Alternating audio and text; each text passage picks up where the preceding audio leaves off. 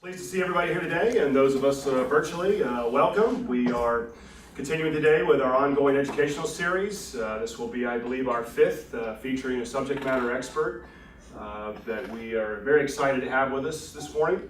The subject today we'll be talking about is growing up digital, marketing to kids in a tech-forward world. I'm very excited to the speaker we're going to be presenting you today. Actually, both ladies here, which would be Megan Laughlin-Nurse and Rebecca Presler of L&E Research here in Raleigh. We've had the pleasure of working with these ladies for a long period of time. Some of the foremost experts that are very sought out by numerous consumer packaged goods and toy companies that look to seek the greatest insights into children. Today's topic, talking about Gen Z, or the new children growing up, the first generation in a tech-forward world. These ladies, I think, are going to be, everybody should be in store for an exciting presentation today to learn a great deal about the buying power that children have today, the influence that they're seeing, and how to better market to that group. So, without further ado, may I recommend and bring to you forward the pleasure of Megan Laughlin-Nurse and Rebecca Presler. Well, good morning, everyone, and thanks to all of you for joining us and for the opportunity to talk a little bit about kids and marketing. And of course, let me begin first by thanking Brett and Michelle and the entire L&E Research team who really did such a fantastic job putting all this together and coordinating all of this. We appreciate that a lot, and so thank you for all of that as well. We've got a lot to share about marketing and advertising to kids. We also want to make sure we leave a little bit of time at the end, maybe to talk a little bit about for some questions and answers, specifically about how we go about the sort of mechanics and logistics of doing children's research. So be assured that that will happen a little bit toward the end. So without any further ado, we are so happy and excited to be here to talk to you about one of our absolute favorite subjects, working with kids. So. Well, we've often said over the years that we probably wouldn't be in this business if it weren't for the fact that we were working with children. They really do, and say some of the funniest things when they're in that focus group room with us. And over the years, we have seen and smelled and heard about probably every kind of body fluid that you can possibly imagine. Like, if your mind goes there, we've seen it. Mm-hmm. I once had a little boy who pulled out a loose tooth during a group. And when I asked him if he wanted to go and get himself cleaned up, he said, "Yeah, I like drinking my own blood." And actually, last week, I was doing a one-on-one interview with a little boy, and I told him he was very smart. And he said, "Yeah, I know, that's why my head is so big." And recently, a little girl said to me that she had nothing more to say because her lips were too tired from talking. So really, when you're working with kids, especially in the research setting, you have to expect the unexpected.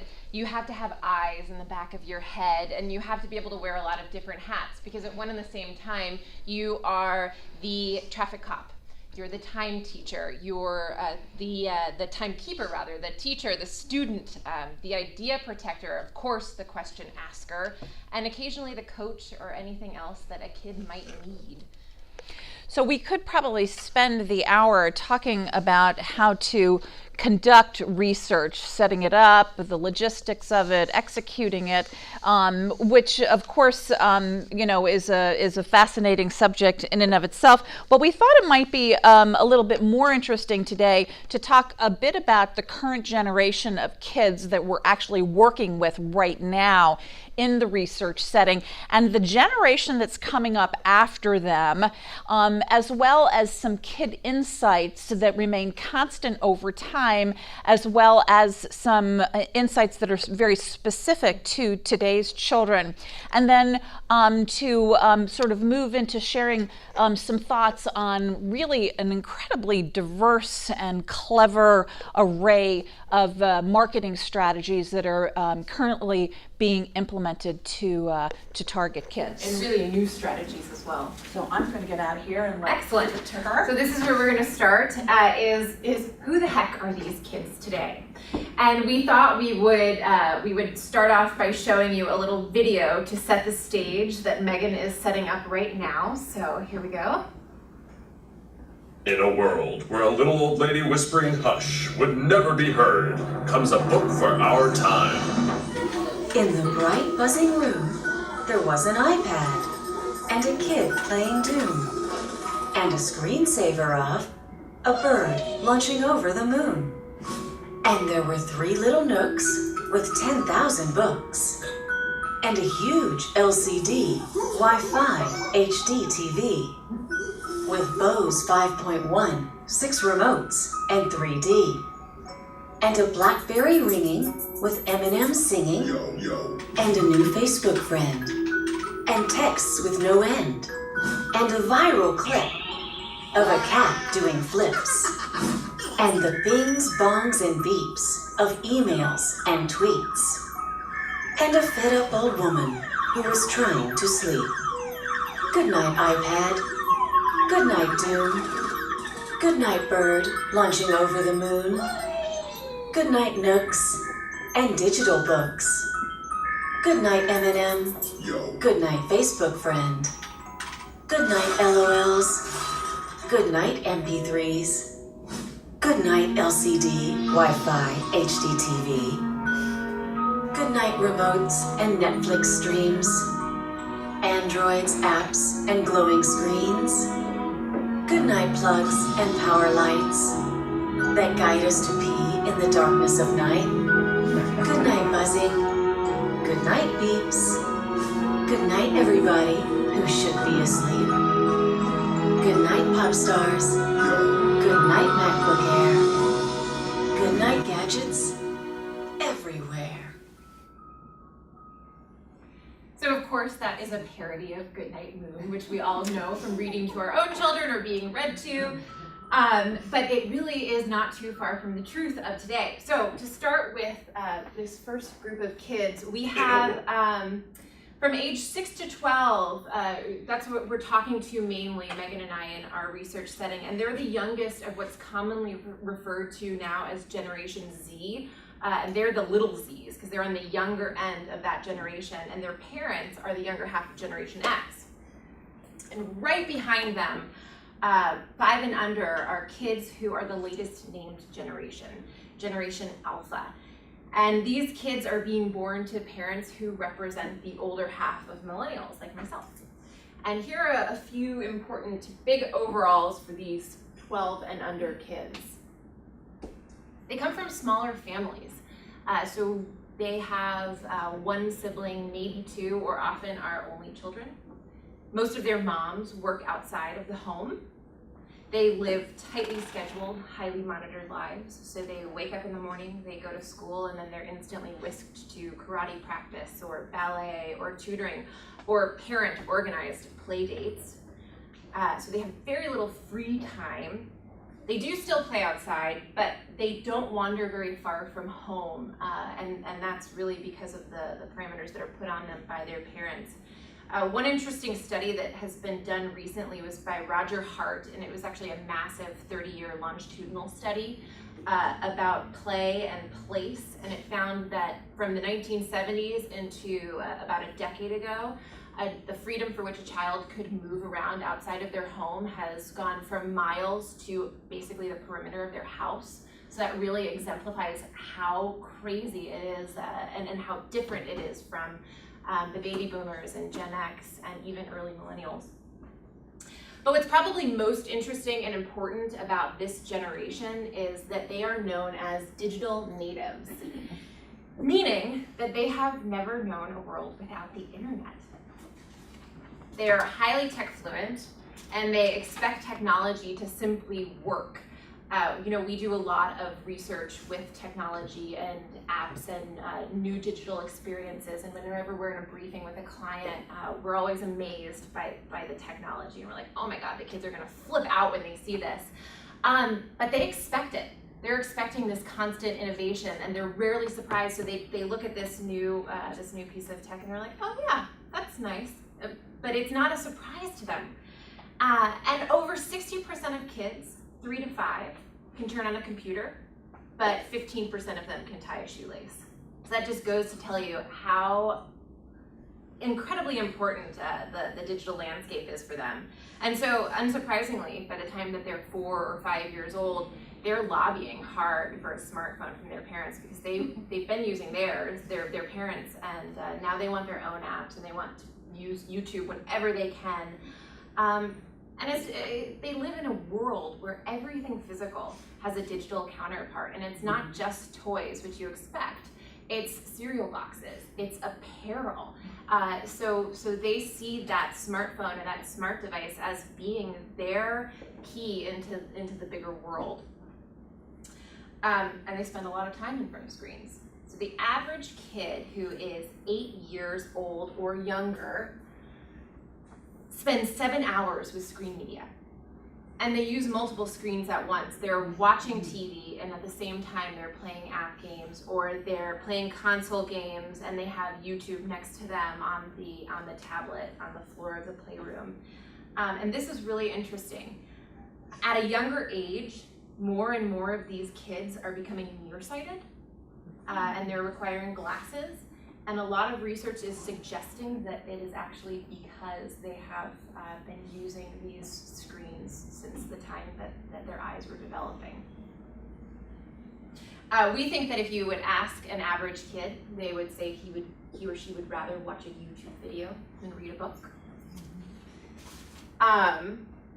And this generation of kids, there's more research to suggest that their brains are actually structurally different than those of earlier generations, meaning that they've become so wired to comprehend and see these highly sophisticated and complex imageries that their brains are completely different. And basically it means that the part of their brain that's responsible for visual ability is far more developed than it has been before.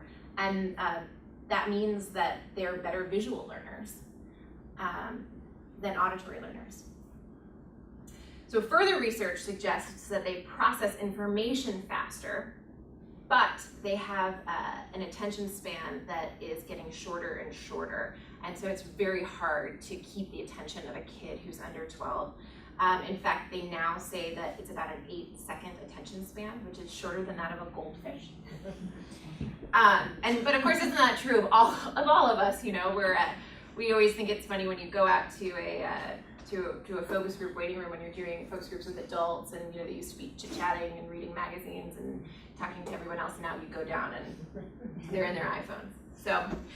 But kids, they do have a difficulty focusing and processing information because their brains are being rewired to expect information in small, bite-sized pieces. And speaking of small, bite-sized pieces, this age group of kids are communicating with symbols and images, with the emojis, with pictures. Snapchat is a very, very popular app with Gen Z, and they like to communicate fast. They still do prefer to watch traditional television, and in fact, the average kid in the US watches 16,000 commercials a year. 16,000 a year. But more and more kids are watching content and advertising on branded websites like YouTube and Barbie.com, Lego.com, Hasbro, and also through streaming video services like Netflix and Hulu.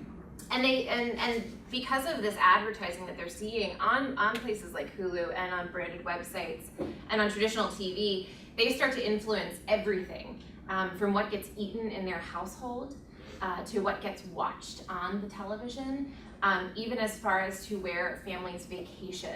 We have Disney Cruise Lines, but one of the really interesting things that's popped up over the last I guess it would be a year and a half now, are these vacations by Disney, and there's this Norwegian one that is selling out all over the place, and it's because it's Frozen themed. And so if a kid wants to go to Norway all of a sudden, but because of that Frozen thing, and they do show a preference for branded products at a younger age, so they're aware of Lego, and they're aware of Xbox, and they're aware of these big toy companies, and they want branded products. Parents are interesting here, especially when you get into this older millennial generation, because they are so focused on what kids eat nowadays. And they want healthy kids' foods, but they want it for a cheap price. And one interesting thing that happened last week was Whole Foods announced this initiative to open these new stores that are aimed at millennials, and actually they've gotten a ton of negative backlash for it, but they want to bring down the cost of the products and create this new line of stores specifically for millennial shoppers and for their kids.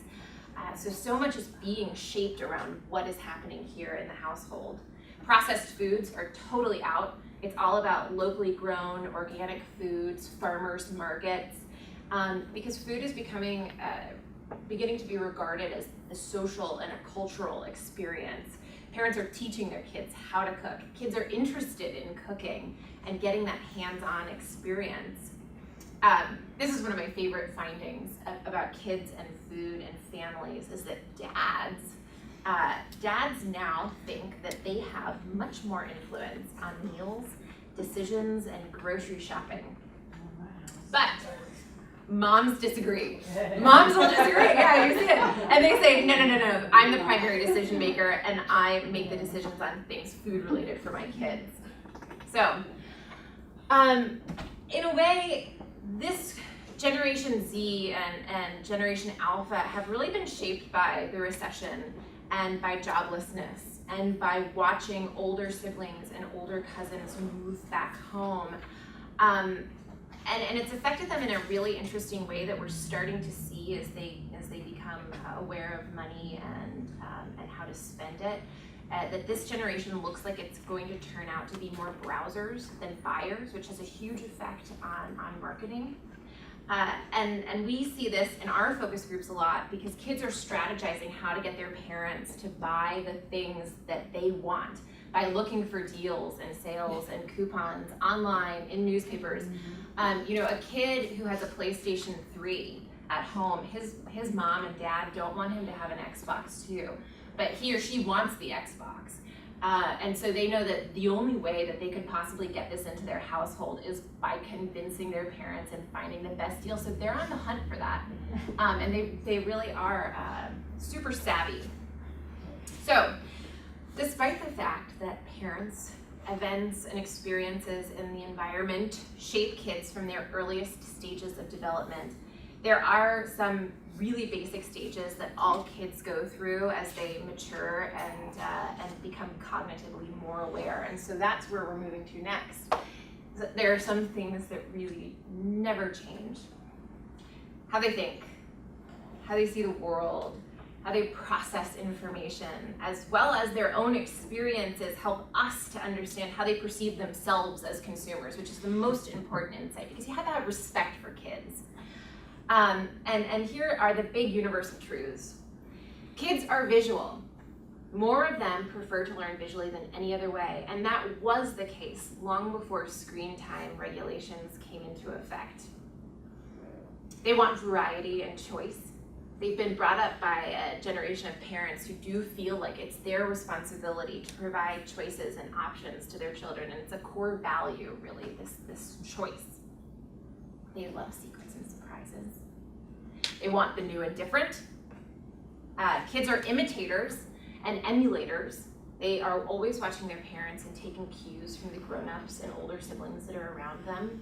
And they're always striving to be older, to be bigger, to be smarter, to be stronger. They aspire higher. They're pack rats. They love to get and to gather, to accumulate and to collect. And my personal favorite is that they love to laugh. And humor is so important with kids. It's so central, and oftentimes it's really overlooked. But but kids love to laugh. There's so much joy there. So there are also insights that are particular to younger kids. Younger kids are like 100% egocentric. I mean, they think the world was made just for them. And again, it's not surprising because they haven't reached school yet. So they're still in this age group where it's all about who's around them and their family, and they don't know a lot about the outside world. So it's all about them. They get to see an imagination dominate the younger child's world because that's where the brain development is happening.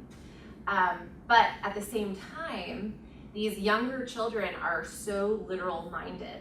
So they're able to live in a fantasy world, but when you're talking with them, you have to be they're thinking of things in such a concrete way. Megan has a really funny story, actually, of a group that she was doing a couple of years ago where she was talking about puppy love to a group of 5 and 6-year-olds, and they all thought she was talking about two puppies who were in love with each other. So they're it's so cute, but they're thinking in concrete terms. And finally, younger kids have just a tremendous need for safety and security. So again, it goes back to that closed world they're in. They're not in school yet. They know their mom, and they know their dad, and they know their grandparents and siblings. But that safe, secure, close world of home and that familiarity of daily life is really the best place in the world for them, and that's where they're most comfortable. So likewise, older kids have new insights that are coming as they gain years. As they age, the logic and reasoning skills start to develop fully, and right here when I'm talking about older kids, I'm talking about really 7 to 12. So their logic and reasoning skills are developing. They're looking for realism. So whereas they were very fantasy oriented when they were younger, now they want and they appreciate that real world effect. They start moving away from home and family and towards a more social world of friends and the schoolyard. Social recognition becomes so important. It's like social currency is what we refer to it in groups, and we have boys who come in and they say, yeah, I always have my Lego minifigures in my pocket. And he said, and I take them out in the schoolyard at recess and I show them to my friends and we compare like who we have, and it's sort of like, if I have this really rare gold ninja, then I am vaulted to the top of my group of friends.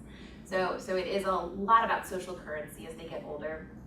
And they're in a process of transition that partially involves a rejection of things that they liked when they were younger. So you talk to a kid who's 8 or 9 and you ask him about the Power Rangers, and he's like, that is babyish, that is horrible, don't want it. Dora the Explorer and Thomas are suddenly just on the outs with them because they're really rejecting these things that they loved when they were younger.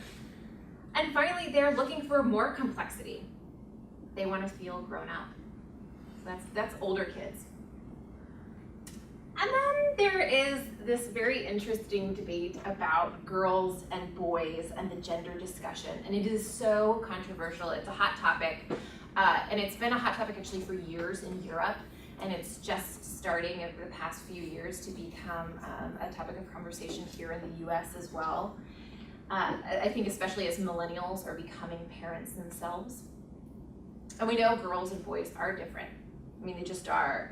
They're not different so much in terms of how they learn or what they learn, but in terms of these real, observable, day in and day out characteristics and behaviors. And scientists and bloggers and everyone who has access to a computer is involved in this debate about the differences in brain structure and brain chemistry and brain function. But we actually think the explanation for the differences between genders is really socialization and the fact that hormones do matter.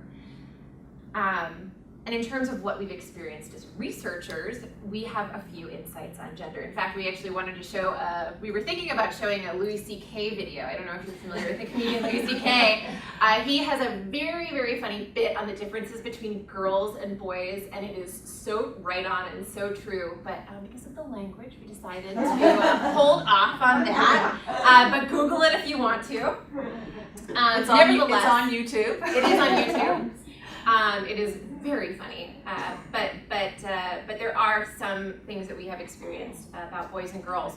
So we want to move forward with that a little bit, and understanding that there are many exceptions to the rule. So not all boys are like this, not all girls are like this. But if we're making generalizations, boys are rambunctious and they're physical. And girls do like beauty and harmony and sharing and socializing. And boys play to master and to achieve status and to be better than their friends. They're really competitors, whereas girls are playing more to create and to personalize and to design and to form friendships. Boys love blood and guts and gore. Girls like skipping rope and casting spells and playing dress up. And they love animals and babies and fairy princesses and fashion. Boys fight as bad guys and as good guys. They like to battle to conquer danger and defeat evil. And girls like to adventure too. And they love fantasy worlds, but when they adventure in these different worlds, they're not battling and conquering, they're aiming to right wrongs and to restore harmony. Boys love the ugly and the gross and the slimy and the disgusting, and they're fascinated by functionality and by machinery, backhoes, bulldozers, earth movers, any kind of vehicle, as long as it moves or it moves something. And girls, they like feeling like they're grown up. They want to be in control. They're more sophisticated. They're more independent. And in general, they have better social skills than boys at a younger age. So having this understanding, as well as a certain level of mindfulness about differences in age and gender, these things are really crucial in the creation and the execution of products and marketing programs that are used to target kids, which leads us actually right into the discussion on the diverse array of marketing strategies that are being aimed at today's new generations of kids. So with that, I am going to hand it over to Megan. Thank you very much. And yes, I am not the tech person in this in this thing here. So Yeah, there you go. very good. Thank you. Yeah. Oh. Oops. Sorry. Perfect. Well, good. Thank you. So, of course, I thought I'd just spend a few minutes talking about, when you're talking about marketing to kids, there is, of course, an ethical debate that surrounds marketing activities that are directed and targeted to kids. This controversy is not new at all, and has really been the subject of heated debate since about the early 1970s, back when the Federal Trade Commission was holding hearings about the impact and the effect of advertising on children and children's abilities to differentiate between content, programming, and advertising. At this point, I was a grad student and was involved actually in some of these experimental research programs with kids to help determine, at what age, at what stage in their development, in their cognitive development, could they differentiate between content and advertising? What kind of impact did certain role models, celebrities, characters have on their desire for products? So these were the studies that were going on at the time. Back then it was action for children's television. Now it's advertising for commercial. Right. So there's, a lot of different groups, but this is a controversy that is not new and has been and still is a subject of a great deal of debate. The increasingly sophisticated marketing programs that are aimed at kids today, as well as the internet, of course, has done really nothing but intensify this debate and sort of turn the heat up on the debate. On the one side, you have the purists, and they say there's absolutely no moral, no social, no ethical justification whatsoever for advertising products or marketing to kids. Their perspective is that marketing actually targets emotions, which of course we all know that if your advertising can get an emotional response from your potential customer, that's what you want advertising to do. When it actually can elicit emotions, then it's got the most staying power. Then you've reached your right strategic value target. So, but that part of the argument among purists is that it does achieve this emotional response, and as well, they go on to say that marketing and advertising efforts really promote impulse buying among consumers, especially children, and that it trains kids to choose products for reasons other than the actual value of the product. So, for instance, they choose a cereal because of what's on the back of the cereal box, or they want to get the pizza from Domino's because now we can tweet a pizza, which is just a brand new thing, tweet a pizza, for Domino's. So again, it's sort of the whole idea of the actual value of the product becomes secondary to whatever the promotion is, to whatever the marketing activity is that surrounds the product. There are the other part of the debate, or the other side of within this debate, you have people who say that marketing to kids is actually a useful tool. It's a tool that helps teach critical thinking skills. It's a tool that helps kids in terms of analysis and how to go about the process of evaluating and judging and making decisions about different products. And that ultimately that it helps kids understand what advertising actually is, how advertising actually works, what its intentions are, and then of course how to view it from a critical perspective, from the perspective of critical thinking skills. Now, what's really interesting is that the debate, this whole debate about marketing and advertising to kids has taken a couple of interesting twists, especially over the past couple of years, because there's been a number of marketers who have had some very, very clever marketing programs aimed at promoting healthy behaviors among kids. Oh, so now so if you're not promoting a product that isn't really necessarily in the best interest of kids, but now you're marketing a product that's promoting socially, healthy eating or healthy behavior or socially responsible behavior. How does that change the debate? And it is changing the debate in many ways. Here's a great example. Oops, wrong way. See, this is what I've. So here's a great example. Subway. Subway last year partnered with Michelle Obama's Let's Move campaign and the Partnership for a Healthier America by pledging to launch a 3-year, $41 million healthy eating program aimed at kids.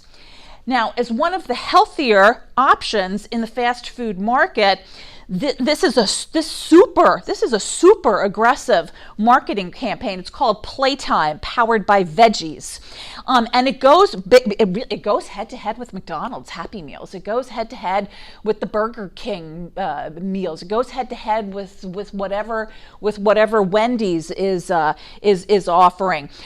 But both at a product development level and at a marketing level, their commitment to promoting healthier choices is impressive in the sort of 360-degree approach that they've taken. They've changed their nutritional profile in terms of lowering calories, lowering sodium, and lowering trans fats. Their meals now provide fruit options, vegetable options, and low or non-fat milk or water. So from a product development perspective, they've really made that fit to the commitment, and at the same time, from a pricing strategy perspective, they've kept their prices stable, despite the fact that they have moved to a healthier menu plan and healthier options, which oftentimes leads companies to increasing their prices rather than maintaining prices. The messaging on their meal bags are all toward communicating healthier eating. They have implemented training among their staff to get kids to, choose the apple out of the apple barrel, and some of those kinds of things. And of course, $41 million in media spend speaks tremendously about their commitment to this, as well as to some of the standards that they hold themselves to. Nevertheless, so here's the twist. So nevertheless, their kids' marketing program and their promotional efforts continue to lean on many of the tried and true tactics of marketing and advertising to kids. So, for example, they continue to do things like tie their meal bags to really popular movie characters or IP characters, that are based on toys, that are based on games. They continue to give, to have the toy in the bag that's tied to the character or tied to the app or tied to the promotion or tied to the game or whatever it might be,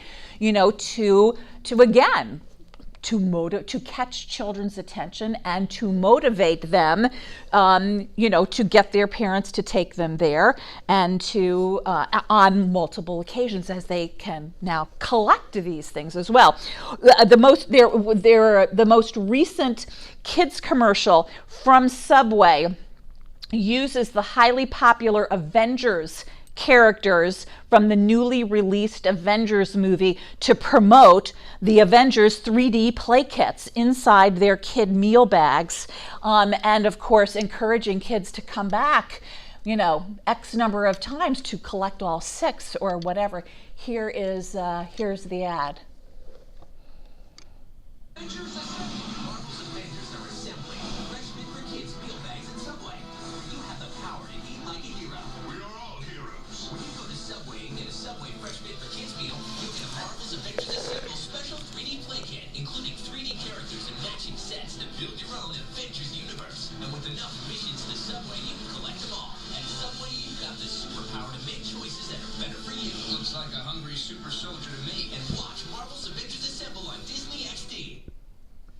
So a great cross promotion between the fast food chain, the movie. We're promoting the toy in the meal. We've got some nice healthy food options that moms, especially these millennial moms, are feeling good about. We're powered by veggies. Subway is not a client of ours, so this is just an example of the twist in the debate.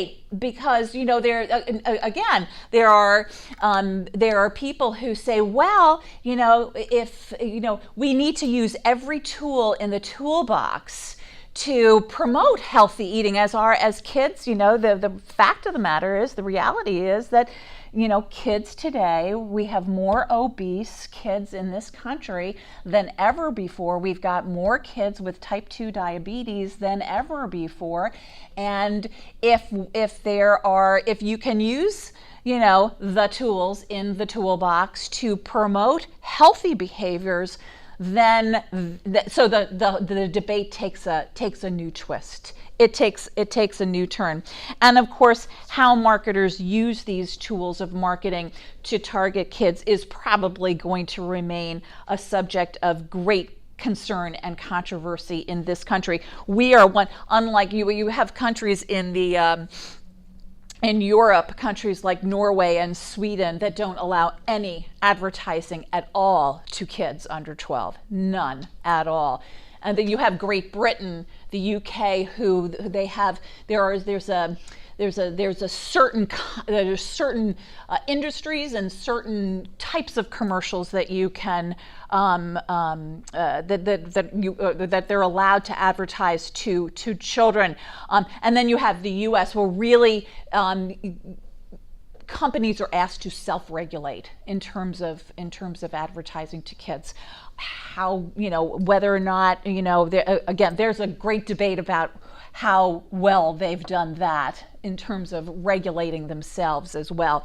That's another controversial subject. But again, and this whole debate is probably going to remain, a controversy for a while. One thing for sure, if you're in the business of selling to kids, then you need to know what they want. You need to understand how they think and what marketing tactics they actually do respond to in what environments and on what platforms. It used to be that marketing to kids was all about the 15 or the 30-second ad. I did it.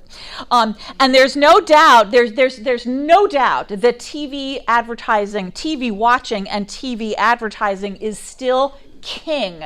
But TV viewing is shifting from live viewing to viewing online, to viewing on mobile devices, and viewing by watching DVR recordings that have occurred, a couple of days earlier, a couple hours earlier, or whatever. And not surprisingly, as this shift continues to occur, what we've seen is an explosion, really, in new ways for kids to be exposed to advertising. So today, it's all about online advertising. It's all about social media marketing. It's about, I'm going to talk through some of these specifically. It's about branded websites. It's mobile apps. It's user-created content. These are things like videos that kids are creating themselves and that spread virally through social media like Twitter and Facebook and YouTube. So user-related content is a really interesting phenomenon that we're really beginning to see have some impact and some traction in the marketing to kids arena. In-app advertising. So you're playing an app game and all of a sudden, whoop! There's a guy walking down the sidewalk in the game with one of those sandwich boards on it with something from Pop-Tarts on one side and M&Ms on the other. So in-app advertising is a new phenomenon. What we call immersive websites, and of course product placement, which is not a new phenomenon, but it is continues to be a very powerful phenomenon. And here's something that's really interesting, and we've all heard about it, but now it's really getting zoomed in on kids. This whole behavior and location mobile targeting of kids. You've got more kids carrying cell phones and smartphones. You have to go really deep inside your cell phone to turn off location services. I mean, it's not, you think you do it, when you get to, but there's like a couple of other levels underneath there. So this whole location mobile marketing is really interesting. Here's an example of sort of how some of the how it's happening. So for certain games that kids play, whether they're console games or they're games on their tablets or their app games, there are certain games who will give kids points which of course, I mean, in a lot of games, what you're playing to accumulate points, because points get you to the next level. Points get you to unlock, the next door or the next tunnel or the next treehouse or whatever it might be. But so these games give kids points when they go into stores and they scan something in the store, or they give kids points for the game when they scan something at the point of purchase on the retail shelf. So again, it's fascinating, but that's the reward. The reward is, I go into this store and I scan this thing and I get 500 points on my app game, or I go into this store and I scan the display box and at the Lego Friends aisle in the Toys R Us, and I get this. So some very interesting, this whole phenomenon of behavior and location, mobile targeting of kids is very interesting. Let me give you a few more examples of what kid marketers are doing these days, that again sort of open up this whole area and give us some sort of insight into just how deep they are going into maybe our pockets. But anyway, today there's a lot of products that are incorporated into advertising and into programming that kids are watching, or into games that kids are playing. Coca-Cola does not advertise directly to kids.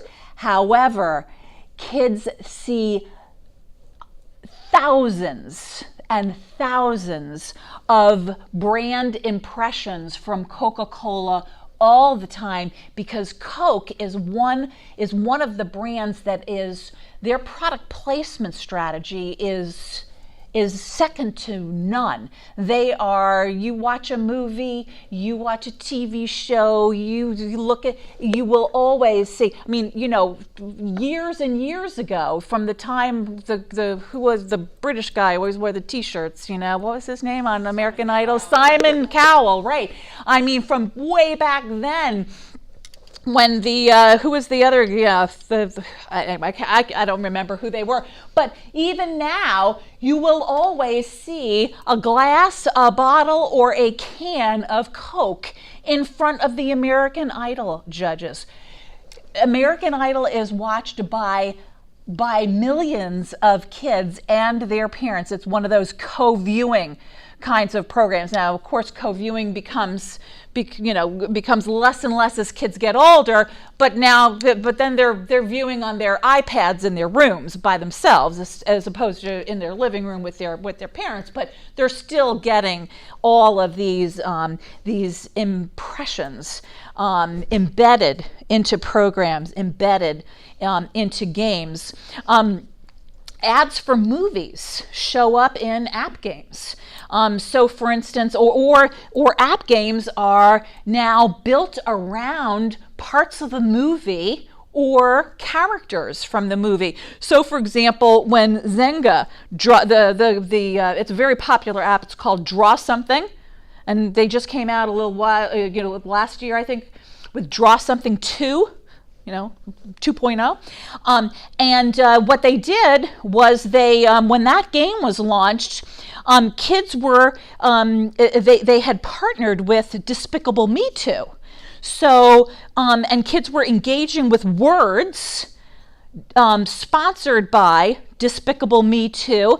And then the marketing team also introduced this whole program around 2 million the 2 million minion, I can't say this, the 2 million minion challenge, where in the game it would unlock a free color pack upgrade, which of course kids are all about upgrades these days. So it would unlock this free color pack upgrade when the game reached 2 million minion drawings. So you can see right here the partnership, the challenge, the motivation and the payoff, so to speak, in this, and again, these partnerships and how complex they are and how deep they go is really quite astounding. I talked a few minutes ago about TV advertising is still king, and that is true, but it is shifting, and it's shifting fast. It's shifting fast. Online advertising is just pervasive. It's everywhere, and it's a fundamentally different kind of exposure than TV advertising. It's interactive, it's immersive, it's built around data. It's actually built around data about kids interests, about where kids live, about where kids shop, and around demographics associated with family and income and ethnicity and jobs and education and all of those kinds of things. The entertainment and the advertising industries are thoroughly intertwined with one another these days. Advergaming is also not a new phenomenon, but one which continues to sort of grow and get more powerful and find new ways to connect with kids. So advergaming is the phenomenon where kids play games with branded products in these heavily branded environments, and this is a very common online tactic. This was a great. I think this is a really interesting example. This is the Fruit Loops bloopers website. Fruit Loops, everybody's of course,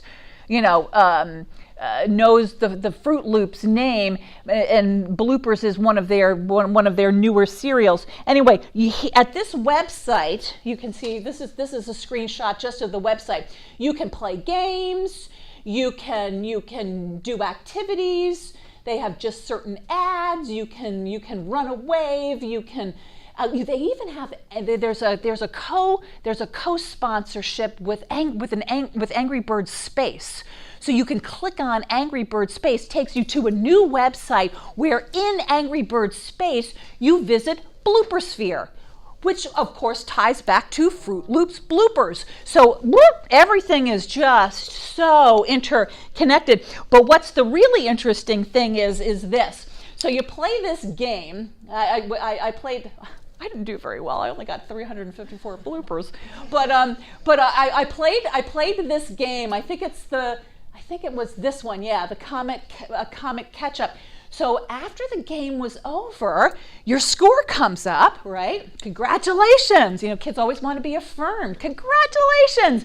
You've caught 354 bloopers. And then it says, you've found the hidden video. And here we've got we know what to do there. We're going to click on that. And it says, watch to get more playing time. You click that, and boom, you go directly to the Fruit Loops bloopers commercial, the 30-second TV spot online now. So you can see the way they pull you through the website to get you where they want you to be, which is to be engaged with their commercial, to be interested in their product, to hopefully put something into your mind that helps you remember that when you're with your mom and you're on the cereal aisle and you say, I think I'd like to try those Fruit Loop bloopers. I mean, let's face it, folks, this is the world we live in. Companies are out, are here to make money, and this is how it happens in some ways. Barbie is another just great example. Barbie has struggled actually for 3 years. Barbie has struggled with declining sales. It actually only had a little blip at the end of 2014 with the Barbie Frozen doll. Not surprisingly, but even now, even in the first half of 2015. Barbie sales are lower than they continue to decline. I think a lot of that has to do with these millennial mothers. Some of you out there represent those, but I think a lot of that has to do with that. But Barbie, despite her declining sales, she has one of the best branded websites you can find for girls. I mean, I'm going to walk over here look at this. You can play games, and then a whole bunch of games come up. You can be super, life in the dream house, trailers, bloopers. We can download stuff. We can download apps. We can download movies. We can download things to color in, coloring pages, wallpaper, ebooks. We can read and send them to our Nook, or to our e-reader or whatever. We can shop. We are unable to connect to the internet, but that's fine. I made my point.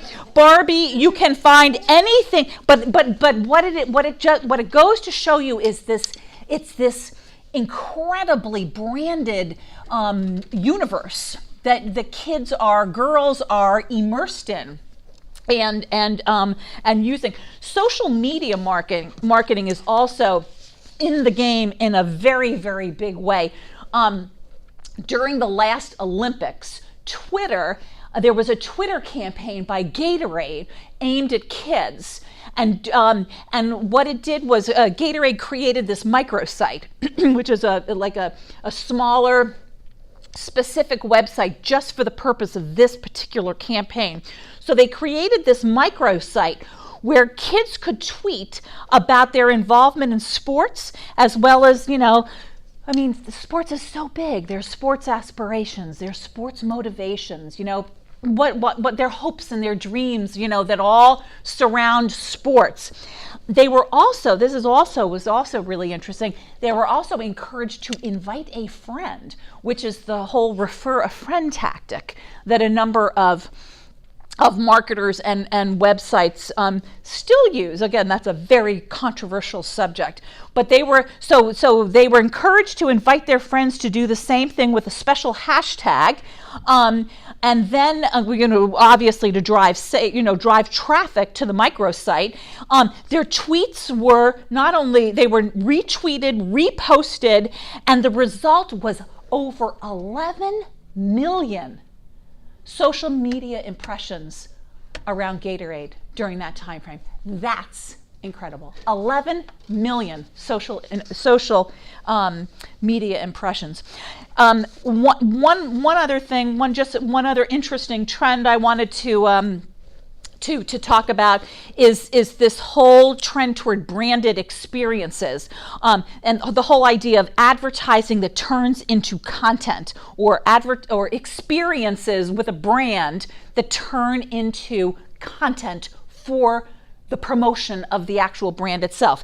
Here's a great example. This is about to happen just in next week on May 21st. Tom's, the brand, the shoe brand, Tom's. They hold this annual event called One Day Without Shoes.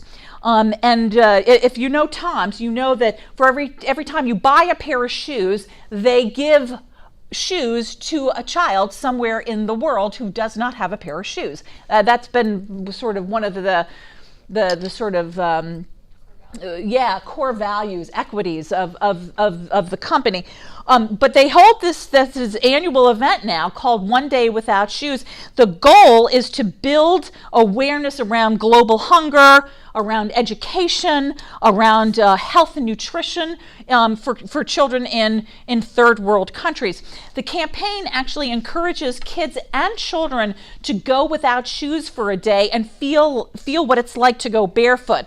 And what happens is that kids of all ages begin to, they post videos, they post YouTubes of themselves walking everywhere without shoes. And at the same time, they're tweeting their feelings about other kids in other parts of the world who are impoverished and la la la la la. Well, this year there's a brand new twist, which is great, because what it's doing, it's taking advantage of one of the big hot apps out there, which is Instagram. I mean, everybody, Instagram is just whoosh, all over the place these days. But now, when you Instagram, I want everybody to do this right after we leave here. When you Instagram a picture of your bare feet with the hashtag without shoes, Tom's, regardless of whether you've purchased a pair of shoes or not, gives a pair of shoes to a child somewhere in the world without them. So it's a great example of socially responsible marketing, but it's also a great example of advertising that turns into content. This is now not just an advertising campaign.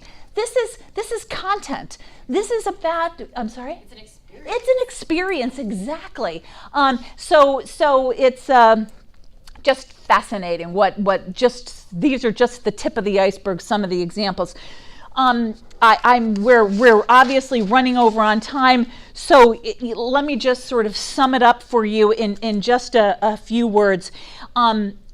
What we've given you is sort of just a taste of this current generation, how they develop, and the diverse array of strategies that marketers are using to reach them. From our perspective, some of here are three of the most important characteristics of advertising to kids. These are the three that we think are the most important.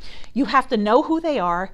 You have to recognize that they're constantly changing, and that means that you have to always be working to increase your level of kid knowledge. In order to create successful products and effective marketing programs, you have to understand and respect how they develop and how they're different both by age group and by gender. If you do these two things vigilantly, you have a much better chance of developing a relevant message for kids. And ultimately, that's what it's all about. You need to have a relevant message that means something, that's important to children in order for them to care about it. And then you have to deliver that message. And you have to deliver it from multiple directions on multiple platforms, all at the same time, because you never know where you're going to find them. So thank you very much. My thanks to my colleague, Rebecca, and thanks to all of you. It was just lovely to be here.